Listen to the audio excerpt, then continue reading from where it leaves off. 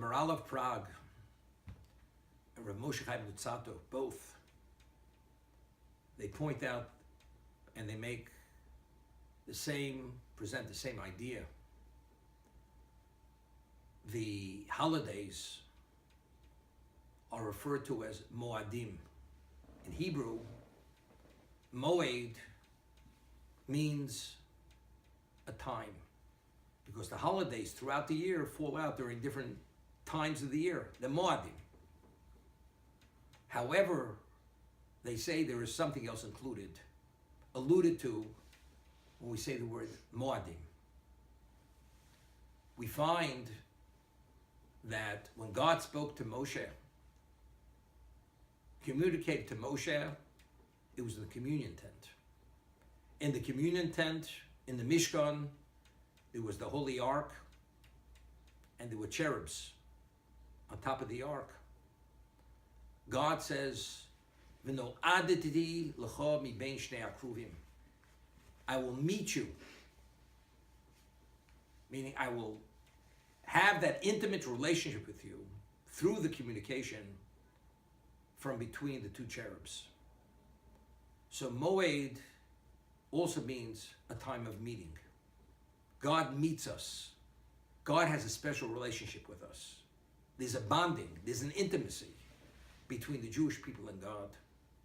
So they explain that Jewish holidays are much more than commemorative. They're identical energy, forces, which were unleashed at that particular date in history. For instance, we left Egypt on the 15th of Nisan. Whatever forces which were unleashed at that moment to allow us to leave Egypt, and whatever forces that were in place prior to the 15th, the 14th, when we were in Egypt, we slaughtered the Paschal lamb. We circumcised ourselves. And the night when we ate the Paschal lamb and we ate the matzah, all those forces are replicated every year at that particular moment, year in, year out. And this is true regarding every one of the holidays. It's not commemoration, but it's much more than that. It's a reenactment, it's reliving, re-experiencing what the Jews experienced that particular time in history. So what is the value of the 4 cups of wine? What is the value of eating bitter herbs? What is the value of reclining during the Seder? What is the value of wearing what we call the kittel, Ashkenazi custom? We wear a white tunic at the Seder, also which demonstrates rejoicing, the white garment. It's a time of rejoicing. So the Ramchal writes in his work that what happens if you have an enormous amount of liquid and one doesn't have a vessel to capture the liquid? It spills all over. You lose it. It runs off.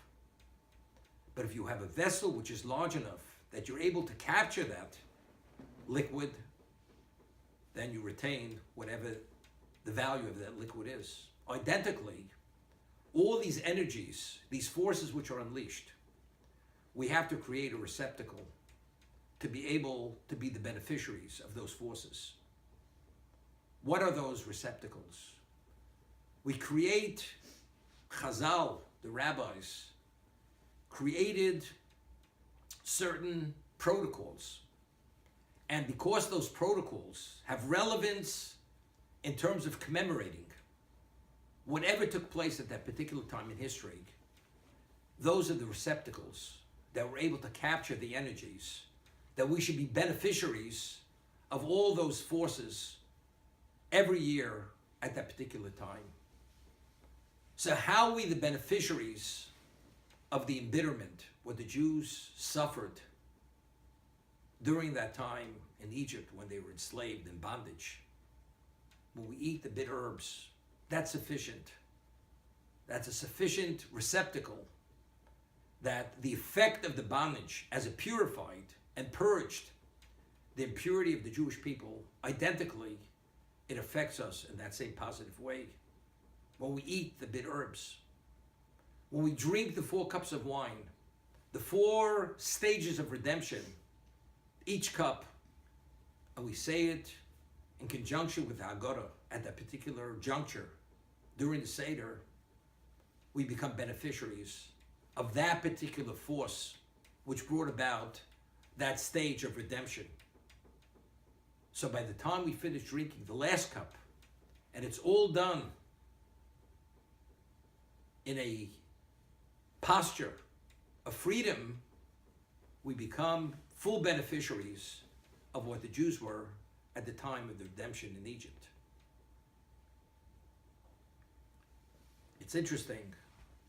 Maimonides writes, and we say this in the Haggadah, Chayev Odom Liros es Atzmo Kilu Hu Yotze Mitzrayim. A person has an obligation to see himself as if he left Egypt himself.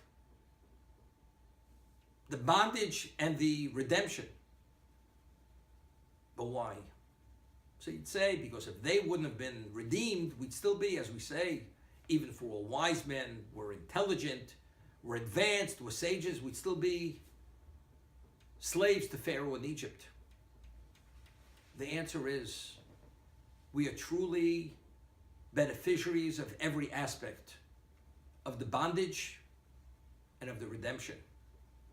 So the more we visualize and we're able to internalize that reality of what took place then, thousands of years ago, and go through the protocols, the rituals, which were promulgated and legislated by the rabbis, we become the full beneficiaries of all the value of those forces, even though it's been thousands of years since the event took place.